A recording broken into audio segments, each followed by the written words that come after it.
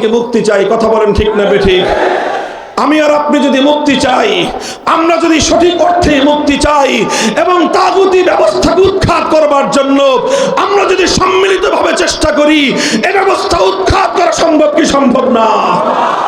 আমার দেশের দামাল ছেলেরা দেখিয়ে দিয়েছে, বড় বড় রাজনৈতিক দলগুলো পারে নাই, কারণ তাদের মধ্যে ক্ষমতার স্বার্থ ছিল। বড় বড় রাজনৈতিক নেতারা পারে নাই, কিন্তু 15 বছরের ফ্যাসিবাদী স্বৈরাচারী নব্য ফেরাউনের মতো জালিমশাহী অত্যাচারী শেখ হাসিনার এই ফ্যাসিবাদী স্বৈরাচারী শক্তিকে কিছু ছাত্রদের নেতৃত্বে গোটা বাংলার মাটি থেকে উৎখাত করা হয়েছে। মুহতারাম হাজিরিন, এটা কিভাবে সম্ভব হয়েছে? যখন কিছু মানুষ সিদ্ধান্ত নিয়েছে প্রয়োজনে জীবন দিব আর অন্যায়ের সামনে মাথা নোয়াবো না। কিছু মানুষ সিদ্ধান্ত নিয়েছিল লড়াই করব আর ফ্যাসিবাদী শক্তির সামনে মাথা নত করব না। কিছু মানুষ সিদ্ধান্ত নিয়েছিল বুক পেতে দিলাম, গুলি কর, কিন্তু জালেমকে আর প্রশ্রয় দিব না। কিছু মানুষ সিদ্ধান্ত নিয়েছিল জীবন দিতে হলে জীবন দিব, শহীদ হতে হলে শহীদ হব। অল্প কয়েকটা ছাত্র দামাল ছেলেরা যখন জীবন দেওয়ার জন্য রাস্তায় নেমেছে, হয়তো 2000 দামাল যুবকের রক্তে আমার মাতৃভূমি রঞ্জিত হয়েছে, কিন্তু 15 বছরের স্বৈরাচারী ফ্যাসিবাদী সরকার বাংলার জমিন থেকে, বাংলার মানচিত্র থেকে উৎখাত হয়ে গেছে। হাজিরিন, আমি আরেকটা কথা, আমার আখেরি পয়গাম আপনাদের সামনে। আলহামদুলিল্লাহ, এই যে স্বপ্ন, এই যে আকাঙ্ক্ষা, বলেন আল্লাহর কোরআনের আইন অনুযায়ী রাষ্ট্র চলবে, সমাজ চলবে, দেশ চলবে, আমাদের সংবিধান হবে আল কোরআন, এটা আমাদের আজন্ম স্বপ্ন, এটা আমাদের হৃদয়ের আকাঙ্ক্ষা। বলেন কথা ঠিক না বেঠিক? এটা শুধু আজকের আমাদের আকাঙ্ক্ষা নয়, এটা শুধু আজকের আমাদের তামান্না নয়, এই তামান্না আমাদের শত বছর ধরে, শত শত বছর ধরে আমাদের এই জমিনের মুসলমানরা একটা স্বপ্ন দেখেছে, একটা ভূখণ্ড হবে, একটা জমিন হবে, একটা মানচিত্র হবে। সেই মানচিত্রে আর কিছু পাই বা না পাই, আইন চলবে কার?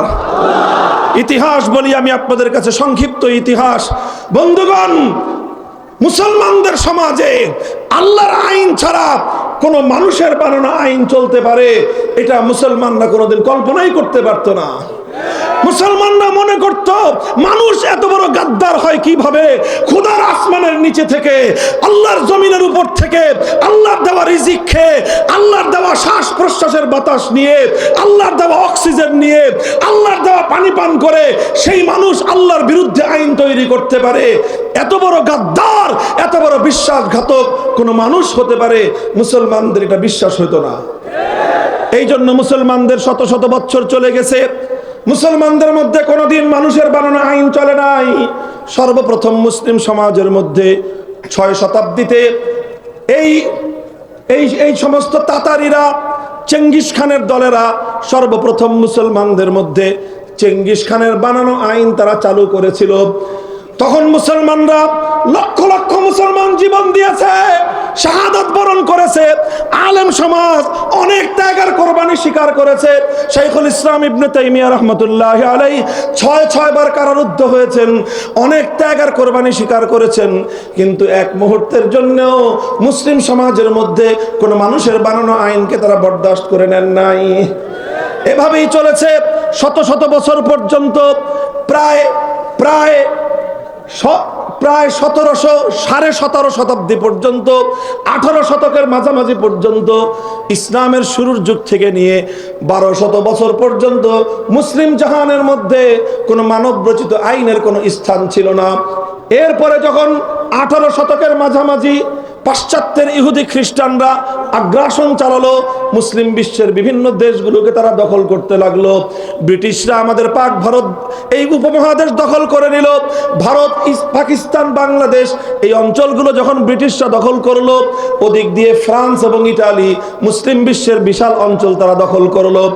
এই আধিপত্যবাদী সাম্রাজ্যবাদী শক্তি আমাদের দেশটাকে দখল করে সবচেয়ে বড় যে অভিশাপ আমাদের উপর চাপিয়ে দিল, সেটা এটা নয় যে ওরা আমাদের আমাদের মানচিত্র কেড়ে নিয়েছে, সেটা এটা নয় যে ওরা আমাদের পতাকা কেড়ে নিয়েছে, সেটা এটা নয় যে ওরা আমাদেরকে পরাধীন করে ফেলেছে, বরং সবচেয়ে বড় ক্ষতি, সবচেয়ে বড় অভিশাপ যেটা ওরা আমাদের উপর চাপিয়ে দিয়েছিল, সেটা হলো আমাদের জাতির উপর থেকে আল্লাহর বানানো আইন, আল্লাহর কোরআনের আইনগুলিকে বাতিল করে দিয়ে ব্রিটিশরা তাদের নিজেদের বানানো আইন আমাদের জাতির উপর চাপিয়ে দিল। মুহতারাম হাজিরিন, ব্রিটিশরা যখন তাদের বানানো আইন এই জাতির উপর চাপিয়ে দিল, উলামায়ে উম্মত এক মুহূর্তের জন্য নীরব থাকেন নাই। শাহ আব্দুল আজিজ মুহাদ্দিস দেহলভী রাহমাতুল্লাহি আলাইহি 19 শতকের গোড়ার দিকে 1803 সালে তিনি ফতোয়া জারি করলেন, যেহেতু আমাদের দেশের মধ্যে এখন আল্লাহর আইন নাই, ব্রিটিশ তার বানানো আইন চালু করে দিয়েছে, সুতরাং এই দেশে মুসলমান যতই বসবাস করুক, এই দেশটা এখন আর ইসলামের দেশ নাই, এই দেশটা এখন শত্রু কবলিত দারুল হরবে পরিণত হয়ে গেছে। সুতরাং এই দেশটাকে আবার ইসলামী দেশে রূপান্তরিত করার জন্য ব্রিটিশদের বিরুদ্ধে জিহাদ করা ফরজ। তিনি ফরজে আইনের ফতোয়া দিয়ে দিলেন। তার এই ফতোয়ার আলোকে 1831 সালে বালাকোটের রণাঙ্গনে সৈয়দ আহমদ শহীদ রহমতুল্লাহি আলাইহি ব্রিটিশদের বিরুদ্ধে যুদ্ধ করলেন, লড়াই করলেন, শাহাদাত বরণ করলেন, রক্ত দিয়ে আল্লাহর জমিন রঞ্জিত করলেন, কিন্তু ব্রিটিশের বানানো আইনের সামনে মাথা নত করেন নাই। আবার 1857 সালে শামিলের রণাঙ্গনে জিহাদ হলো। হাজী আমদাদুল্লাহ মুহাজির মক্কি রাহমাতুল্লাহি আলাইহির নেতৃত্বে মুসলমানরা খেলাফত ঘোষণা দিয়ে ব্রিটিশের বানানো আইনকে তারা অস্বীকার করলেন। যুদ্ধ হলো শামিলের রণাঙ্গনে, শাহাদাত বরণ করলেন প্রধান সেনাপতি হাফেজ জামিন শহীদ রহমতুল্লাহি আলাইহি। হাজার হাজার আলেম ওলামা ফাঁসি কাষ্ঠে ঝুললেন, হাজার হাজার আলেম ওলামাদের পরিবার ইতিম হলো, বিধবা হলো, সন্তান হারা হলো, সব স্বীকার করলেন, ত্যাগ আর কোরবানি করলেন, জীবন দিলেন, রক্ত দিলেন, কিন্তু এক মুহূর্তের জন্য মানুষের বানানো আইনের সামনে তারা মাথা নত করেন নাই। এভাবে চলতে চলতে 1866 সালে দারুল উলুম দেওবন্দ প্রতিষ্ঠিত হলো। উদ্দেশ্য ছিল একটাই, এমন এক দল সৈনিক তৈরি করব যারা ব্রিটিশদেরকে বিতাড়িত করে এমন একটা সমাজ গড়বে যেই সমাজে আইন চলবে একমাত্র কার? 80 বছর সংগ্রাম করার পরে 1947 সালে ব্রিটিশরা এদেশ থেকে পালিয়ে যেতে বাধ্য হলো। এই দেশটা তখন স্বাধীন হবে। স্বাধীন হওয়ার সময় এই দেশে দুই জাতি বসবাস করত, একটা হলো হিন্দু জাতি, আরেকটা হলো মুসলিম জাতি। তখন প্রশ্ন আসলো দেশটা কিভাবে ভাগ হবে। অধিকাংশ মুসলমানরা একটা কথাই বলল, আমরা আর কিছু চাই না, বেশি কিছু চাই না, আমরা চাই এমন একটা ভূখণ্ড যেই ভূখণ্ডে মুসলমানরা আর কিছু পাক বা না পাক আইন চলবে কার?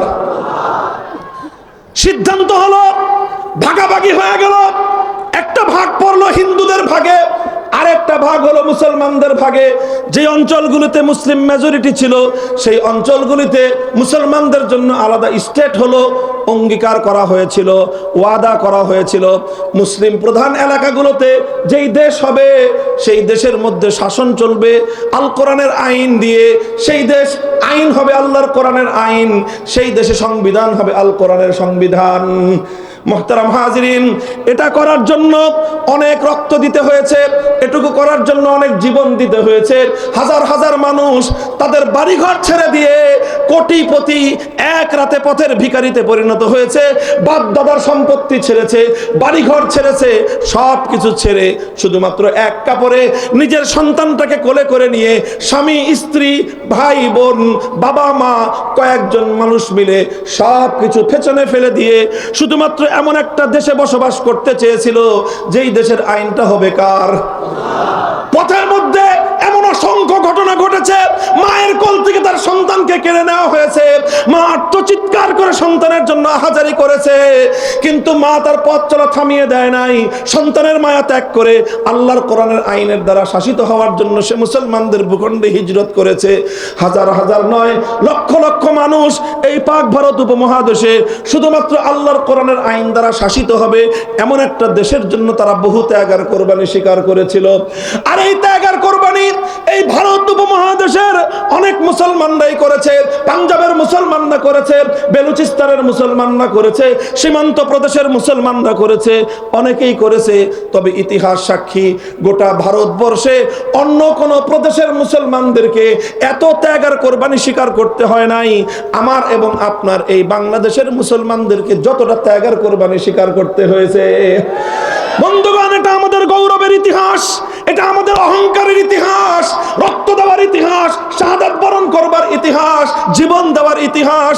এই জীবন আসমান থেকে নেমে এসে কোনো ফেরেশতারা দেয় নাই। এই জীবন, এই ত্যাগ আর কোরবানি বিদেশ থেকে কোনো ভাড়াটিয়া এনে দেওয়া হয় নাই। এই ত্যাগ আর কোরবানি স্বীকার করেছে আমার এবং আপনার পূর্বপুরুষরা। কারো দাদা, কারো বাবা, কারো পরদাদা, এই আমাদের পূর্বপুরুষরা সব ত্যাগ আর কোরবানি স্বীকার করেছিল। কোনো ক্ষমতার মসনদের জন্য নয়, হালুয়া রুটির জন্য নয়, শুধুমাত্র দুনিয়ার উন্নতির জন্য নয়, শুধুমাত্র একটা জিনিসের সন্ধানে। এমন একটা ভূখণ্ড পাবো যেই ভূখণ্ডে আইন চলবে একমাত্র কার? মুহতারাম হাজিরিন, এই বাংলার মুসলমানরা সিদ্ধান্ত নিয়ে বাড়ির কাছের কলকাতাকে লাথি মারলো, নিজেদের বাংলাদেশের চতুর্পার্শ্বের ভারতের সাথে সম্পর্ক ছিন্ন করলো, দিল্লিকে তালাক দিল, সব কিছু করে 2000 মাইলের দূরত্বের এই খান পাঠানদের সঙ্গে পশ্চিম পাকিস্তানিদের সঙ্গে একজোট হয়ে একটা রাষ্ট্র গঠন হলো। সেই রাষ্ট্রের নাম যাই হোক না কেন, সেই রাষ্ট্রের মূল ঘোষণা ছিল, মূল অঙ্গীকার ছিল, এমন একটা রাষ্ট্র হবে যেই রাষ্ট্রে আইন চলবে কার? কিন্তু দুঃখ এবং পরিত্রাণের বড় পরিতাপের বিষয়, সেই রাষ্ট্রটার নাম হলো পাকিস্তান। ক্ষমতা পেল পশ্চিম পাকিস্তানিরা। পশ্চিম পাকিস্তানিরা ক্ষমতা পাওয়ার পর গাদ্দারি শুরু করলো, বিশ্বাসঘাতকতা শুরু করলো, জাতির সঙ্গে গাদ্দারি করলো, মুসলমানদের সঙ্গে বিশ্বাসঘাতকতা করলো।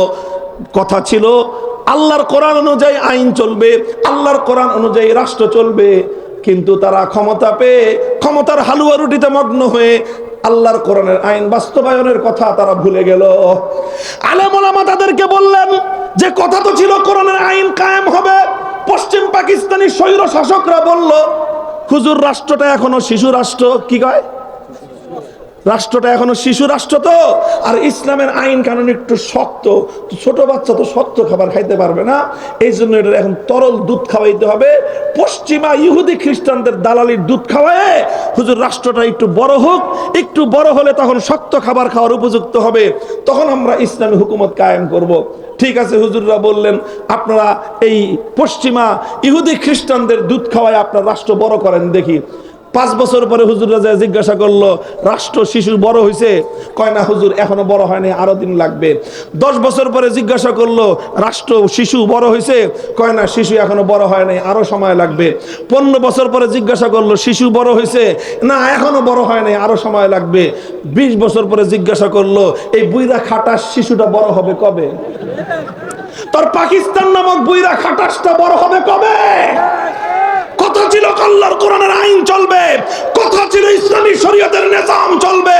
20 বছর পর্যন্ত তোমরা জাতির সঙ্গে প্রতারণা করছো, আর কত ধোঁকাবাজি করবা? জবাব চাই।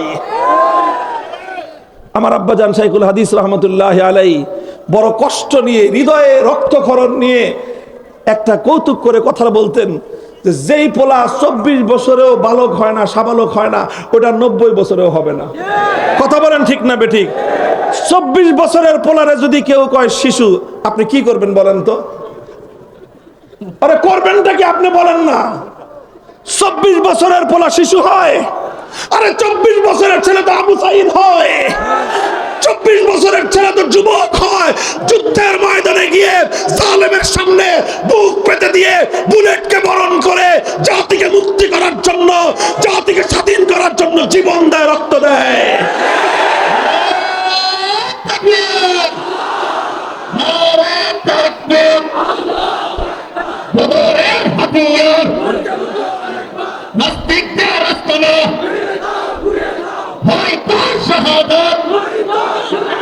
মুহতারাম হাজিরিন, কথা সময় সংক্ষেপ। এরপরে যেটা হলো, 24 বছরে ওই শিশু, ওই বুইরা খাটাস শিশু আর বড় হলো না। তখন আমরা সিদ্ধান্ত নিলাম যে যেই খাটাস বুইরা শিশু 24 বছরেও সাবালক হয় না, ওটা 90 বছরেও বা সাবালক হবে না। এইরকম অকর্মণ্য সন্তানের প্রয়োজন আমাদের নয়। পাকিস্তান ভেঙে টুকরো করে দাও, বাংলাদেশ স্বাধীন হবে। আওয়াজ উঠলো। সেই সময়ে বাংলাদেশের এই অঞ্চলের একজন নেতা, বিশাল জনপ্রিয় নেতা, তিনি ঘোষণা করলেন, তিনি তার জীবনের সবচেয়ে পুণ্যময়, সবচেয়ে বড় নেক কাজটা করলেন 1970 সালে। বললেন, আপনারা আমার দলকে, আমার মার্কায় ভোট দেন। বললাম ভোট দিলে কি করবেন আপনি, জাতি জিজ্ঞাসা করলো। তিনি জবাব দিলেন, আমাকে যদি আপনারা ভোট দেন, আমার দল যদি ক্ষমতায় যায়, আমরা কথা দিলাম কোরআন সুন্নাহর বিরুদ্ধে কোনো আইন আমরা করব না। জানেন সেই নেতার নাম কি? নাম শেখ মুজিবুর রহমান। সেই নেতার নাম, সেই দলের নাম আওয়ামী লীগ, সেই মার্কার নাম নৌকা। তারা ওয়াদা করেছিল, অঙ্গীকার করেছিল 1970 সালের আওয়ামী লীগের নির্বাচনী ইশতেহারের মধ্যে কথার ওয়াদা ছিল, পাশ করলে কোরআন সুন্নাহর বিরুদ্ধে কোনো আইন করবে না। জাতি আশ্বস্ত হলো, নৌকা মার্কায় সিল মারলো। এই পরিমাণ মারাই মারলো, বাক্স ভৈরা উপসে পড়লো। নিরঙ্কুশ সংখ্যাগরিষ্ঠতা পাইল পাকিস্তানে। সংখ্যাগরিষ্ঠতা পাওয়ার পর পশ্চিম পাকিস্তানিরা ক্ষমতা না দিয়ে 71-এর 25শে মার্চ ভয়াল কালো রাতে বাংলাদেশের মানুষের উপর তারা হত্যাযজ্ঞ পরিচালনা করলো। এর বিরুদ্ধে 26শে মার্চ কালুরঘাট বেতার কেন্দ্র থেকে বাংলাদেশের স্বাধীনতার ঘোষণার আওয়াজ উচ্চারিত হলো। এরপরে চলল 9 মাসের মুক্তির সংগ্রাম। 71-এর 16ই ডিসেম্বর বাংলাদেশ মুক্তি এবং স্বাধীনতা লাভ করলো। 9 মাস শেখ মুজিবুর রহমান সাহেব পশ্চিম পাকিস্তানে বন্দী থাকলেন, আপ্যায়িত হলেন। এরপরে তিনি মুক্তি পেলেন। মুক্তি পেয়ে সোজা চলে গেলেন লন্ডনে। লন্ডন থেকে বাংলাদেশে না এসে তার বিমান ল্যান্ড করলো নয়াদিল্লিতে। এগুলো সব বানানো কথা মামুনুল হকের। বাংলাদেশের স্বাধীনতার যিনি নেতৃত্ব দিলেন বলে দাবি করেন, স্বাধীনতা যাদের নির্বাচনের ফলাফলকে কেন্দ্র করে স্বাধীনতা আসলো, সেই নেতা নির্বাচিত, সেই মুক্তি পাওয়ার পর, স্বাধীনতা অর্জিত হওয়ার পর প্রথমে দেশে না এসে নয়াদিল্লিতে তিনি হাজিরা দিলেন। শ্রীমতী ইন্দিরা গান্ধী তৎকালীন ভারতের প্রধানমন্ত্রী, তিনি সেই নেতার বাম পকেটের মধ্যে একটা কাগজ ঢুকিয়ে দিলেন, বললেন লেখা দিছি এমনি চলবি। সেই লেখার মধ্যে, আরে ভাই এটা দুঃখের কথা, কলিজা দিয়ে রক্ত দিয়ে কথা, এগুলা বড় হৃদয় বিদারক কথা আমাদের এগুলো। কিভাবে আমার এবং আপনার বিজয়কে বারবার ছিনতাই করা হয়েছে, কিভাবে আমাদের পূর্বপুরুষদের রক্তের সঙ্গে গাদ্দারি করা হয়েছে। ইতিহাস জানবার অধিকার, বলবার অধিকার আমাদেরও আছে। তিনি একটা কাগজের মধ্যে প্রেসক্রিপশন লিখে দিলেন। সেই প্রেসক্রিপশন হলো ভারত রাষ্ট্রের যে সংবিধানের মূলনীতিগুলো, সেই ভারতের সংবিধানের মূলনীতির আলোকে বাংলাদেশের সংবিধান করতে হবে। এইভাবে ভারতের মূলনীতির আলোকে জাতীয়তাবাদ, ধর্মনিরপেক্ষতাবাদ, গণতন্ত্র, সমাজতন্ত্র, 4 মূলনীতি দিয়ে তিনি পাঠিয়ে দিলেন। আর শেখ মুজিবুর রহমান সাহেব এসে 72 সালে সেই ভারত মাতার চরণতলে বাংলাদেশকে চিরস্থায়ী বলি দেওয়ার ব্যবস্থা করে তিনি ভারতের দালালির একটা সংবিধান তৈরি করলেন। বলতে কোনো দ্বিধা নাই, ইতস্তত নাই। এটা শুধু আজকে বলছি না, এই কথা আমি আজ 15 বছর 20 বছর ধরেই বলে যাচ্ছি। এরপরে যেই কথাটা হলো, যেই কাজ তিনি 70-এর নির্বাচনের সময় জাতির সঙ্গে অঙ্গীকার করেছিলেন, কোরআন সুন্নাহ বিরোধী কোনো আইন করবেন না। যার ভালো যেটা, ভালোটাকে ভালো বলতে হবে। কথা বলেন ঠিক না বেঠিক? তিনি 70 সালে, আমি বলেছি, জীবনের সবচেয়ে বড় পুণ্যের কাজ করেছিলেন, সবচেয়ে বড় নেকির কাজ তিনি করেছিলেন। ঘোষণা দিয়েছিলেন কোরআন সুন্নাহর বিরুদ্ধে কোনো আইন করবেন না। কিন্তু দুর্ভাগ্যজনকভাবে যেটা হলো, 72 সালে যেই সংবিধান রচিত হলো, সেই সংবিধানের মাধ্যমে কিছুদিন পরে আইন করে কোরআন সুন্নাহ বিরোধী আইন করবেন না তো দূরের কথা, বাংলাদেশে যেন কোরআন সুন্নাহর আইন বাস্তবায়িত হইতে না পারে, সেই জন্য তিনি আইন করে ইসলামী রাজনীতি নিষিদ্ধ করলেন। তিনি ইসলামী আইন বাস্তবায়ন হওয়ার সমস্ত রাস্তা বন্ধ করে দিলেন। তিনি ধর্মনিরপেক্ষতা নামক কুফরি মতবাদ সংবিধানে অন্তর্ভুক্ত করে দিয়ে বাংলাদেশকে তাগুতি শাসনের অধীনে চিরস্থায়ী বন্দোবস্ত করে গোটা জাতির সঙ্গে গাদ্দারি আর বিশ্বাসঘাতকতা করলেন। এটা রাজনৈতিক বিশ্লেষণ, ইসলামের দৃষ্টিতে বিশ্লেষণ। 1970-এর ঘোষণাটা যদি হয়ে থাকে শেখ মুজিবুর রহমান সাহেবের সবচেয়ে বড় পুণ্যের কাজ, তাহলে 72-এর সংবিধান তৈরি করা ছিল তার জীবনের সবচেয়ে বড় পাপের কাজ। এরপরে তিনি এই পাপের প্রায়শ্চিত্ত করলেন 75-এর 15ই আগস্ট। এরপর থেকে যা হওয়ার হলো, বাংলাদেশে অনেক পরিবর্তন আসলো, অনেকে ইসলামের নাম নিয়ে ক্ষমতায় আসলো, অনেকে ইসলামের নাম নিয়ে এদিক সেদিক অনেক কিছুই করলো, সামান্য সামান্য কিছু করা হলো। কখনো আল্লাহর উপর অবিচল আস্থা এবং বিশ্বাস অন্তর্ভুক্ত হলো, কখনো বিসমিল্লাহির রহমানির রহিম দিয়ে সংবিধান শুরু হলো, কখনো রাষ্ট্রধর্ম ইসলাম হলো। কিন্তু একটা জিনিস আর হলো না, সেটা হলো আল্লাহর আইন অনুযায়ী দেশ চলবে, এই কাজ আর হলো না। যতটুকু হয়েছিল এক কদম আগাইছে, এই 2008 সালে ক্ষমতায় এসে ফ্যাসিবাদী শেখ হাসিনা 2 কদম আবার পিছিয়ে গেছে।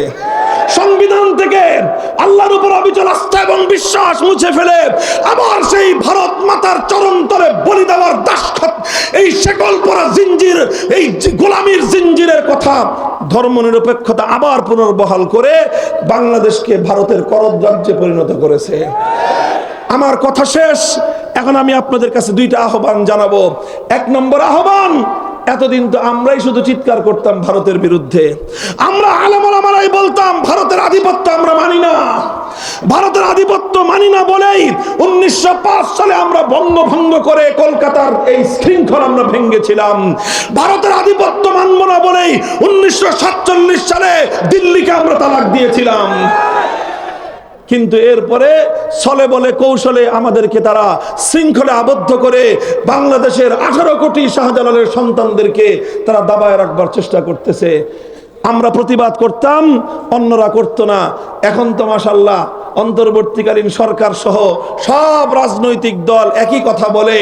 আমাদের এই ত্রিপুরার, আমাদের যে আগরতলার আজকে হাই কমিশনার, সেই উপ হাই কমিশনে হামলা চালায়, বাংলাদেশের লাল সবুজের পতাকা তারা পুড়িয়ে দিয়ে বাংলাদেশকে তাদের অঙ্গরাজ্যে পরিণত করবার পায় তারা করেছে। গোটা বাংলাদেশ, সকল রাজনৈতিক দল, সমস্ত ধর্মাবলম্বী, হিন্দু, বৌদ্ধ, খ্রিস্টান, মুসলমান সব ঐক্যবদ্ধ হয়েছে যে ভারতীয় আধিপত্যবাদ থেকে বাংলাদেশকে মুক্ত রাখতে হবে। কথা বলেন ঠিক না বেঠিক? আমার এই ক্ষেত্রে কথা হলো এই, ডক্টর ইউনূস সাহেব, প্রফেসর ইউনূস সাহেব, সমস্ত রাজনৈতিক দলেরা আপনারা ভালো কথা বলতেছেন, কিন্তু মনে রাখেন 20 বৃক্ষের গোড়ায় পানি ঢেলে ডাল ছাটলে এই গাছ কোনোদিন শেষ হবে না। কথা বলেন ঠিক না বেঠিক? 20 বৃক্ষকে যদি মারতে হয়, ধ্বংস করতে হয়, শেকড় শুদ্ধ উপড়ে ফেলতে হবে। বাংলাদেশে ভারতের আধিপত্যবাদের শেকড় হলো আমার সংবিধানের ধর্মনিরপেক্ষ মতবাদ। আমি চ্যালেঞ্জ করে বলবো, 1971-এর মুক্তিযুদ্ধের সময়ে, মুক্তিযুদ্ধের আগ পর্যন্ত বাংলাদেশে কোন আওয়ামী লীগের নেতা, কোন নেত্রী, বাংলাদেশের কোন রাজনৈতিক নেতা কোনদিনও বাংলাদেশে ধর্মনিরপেক্ষতার কথা বলে নাই। এটা 72 সালে ভারত থেকে আমদানি করা হয়েছে। যতক্ষণ পর্যন্ত ভারতের আমদানিকৃত এই পচা মাল বাংলাদেশ থেকে আবার ভারতে পাচার না করা হবে, ততদিন বাংলাদেশ ভারতীয় আধিপত্যবাদ থেকে মুক্তি পাবে না। এজন্য এবার একটাই আওয়াজ, বাংলার সংবিধান থেকে ধর্মনিরপেক্ষতা নামক কুফরি মতবাদ বাংলাদেশ থেকে পাচার করে দিল্লিতে পাঠিয়ে দাও, দিল্লিতে পাঠিয়ে দাও।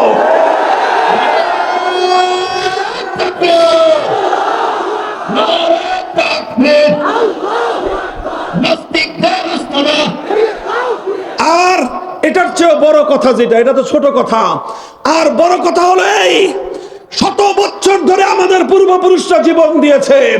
নিসার আলী তিতুমীর বাঁশের কিল্লা করে জীবন দিয়েছে।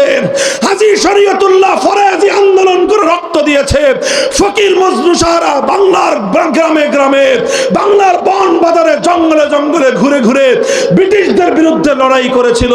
উদ্দেশ্য ছিল একটা রাষ্ট্র পাবো, একটা ভূখণ্ড পাবো, যেই ভূখণ্ডে আইন চলবে কার। অনেক রক্ত দিয়েছে আমাদের পূর্বপুরুষরা, সব বৃথা গেছে তা নয়। সেই রক্ত থেকেই জন্ম নিয়েছে আবু সাঈদরা, সেই রক্ত থেকেই জন্ম নিয়েছে জুলাই এবং আগস্টের বিপ্লবীরা। কথা বলেন ঠিক না বেঠিক? কেউ বলতে পারেন যে হুজুর আগস্টের বিপ্লব কি ইসলামের জন্য হয়েছে? আমি বলবো যে না, ইসলামের জন্য হয় নাই, তবে আবার পুরাটাই যে ইসলামের বাইরে তাও না। আগস্ট বিপ্লবের যদি একটা সিম্পটম আপনারা দেখতে চান, পলাইছে কয়টায় পালাইছে? 5ই আগস্ট দুপুর 2টায় সবাই খবর পাইছেন। কথা বলেন ঠিক না বেঠিক? কয়টায়? দুপুর 2টায়। আমরা খবর পাইছি 1:30টায়। আপনার স্বাভাবিক জনগণ খবর পাইতে পাইতে 2টা বাজছে সর্বোচ্চ। এরপরে 2টার পর থেকে 3টা পর্যন্ত 5ই আগস্ট 2024 সাল দুপুর 2টো থেকে কয়টা, 1 ঘন্টার বাংলাদেশ। এটা চিন্তা করেন তো, গোটা বাংলাদেশ টেকনাফ থেকে তেতুলিয়া কোন নেতাকে নেতৃত্ব দিতে হয় নাই, কোন আলেমকে চিৎকার করে ডাক দিতে হয় নাই। গোটা বাংলাদেশের টেকনাফ থেকে তেতুলিয়া ভাস্কর্য নামক মুসলিম জনপদের একটা মূর্তিও আস্ত নয়, ভেঙ্গে গুড়িয়ে দেওয়া হয়েছে।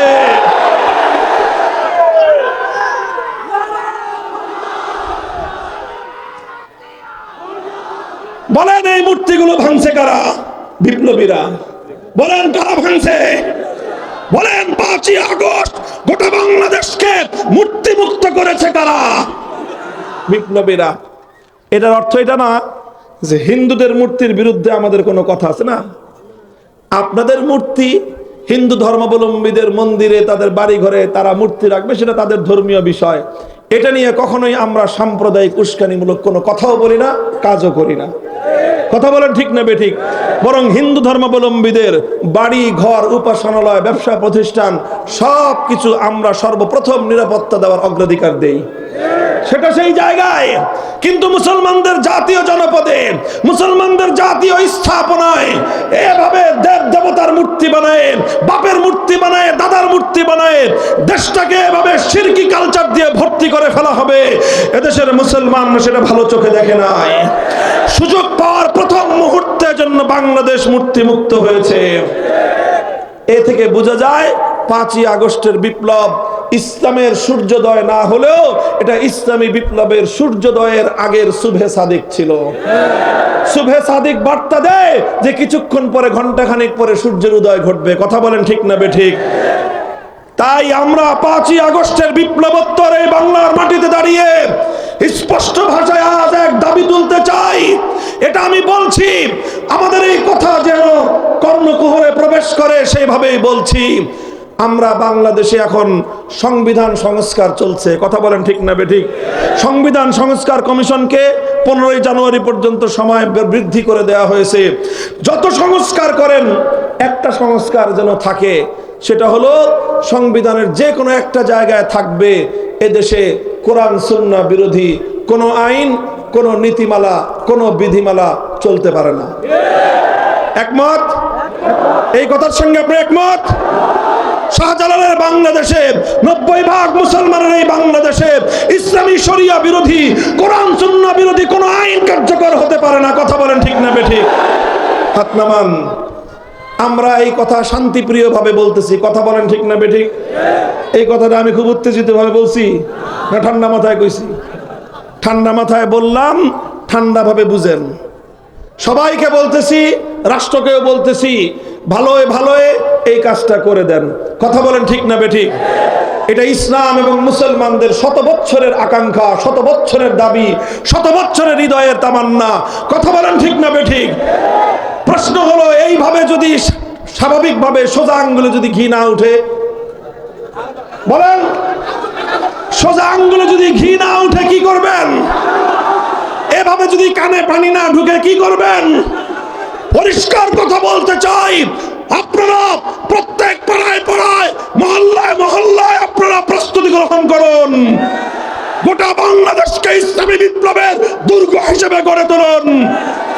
যদি এভাবে আমাদের আওয়াজ, আমাদের দাবি, হৃদয়ের মনিকটার কথাগুলো যদি তাদের কর্ণকুহরে প্রবেশ না করে, তাহলে আমরা অনবিলম্বে, আমরা অতি সত্বর এমন একটা আওয়াজ দেব, এমন একটা ডাক দেব, সেই ডাকে 2000 নয় 2 লক্ষ তাজা প্রাণ যদি দিতে হয় আল্লাহর জমিনে, আল্লাহর কোরআনের শাসন বাস্তবায়নের জন্য, ইসলামী বিপ্লবের জন্য, শহীদি ঈদগাহে কারা কারা জমায়েত হবেন? কারা কারা জমায়েত হবেন?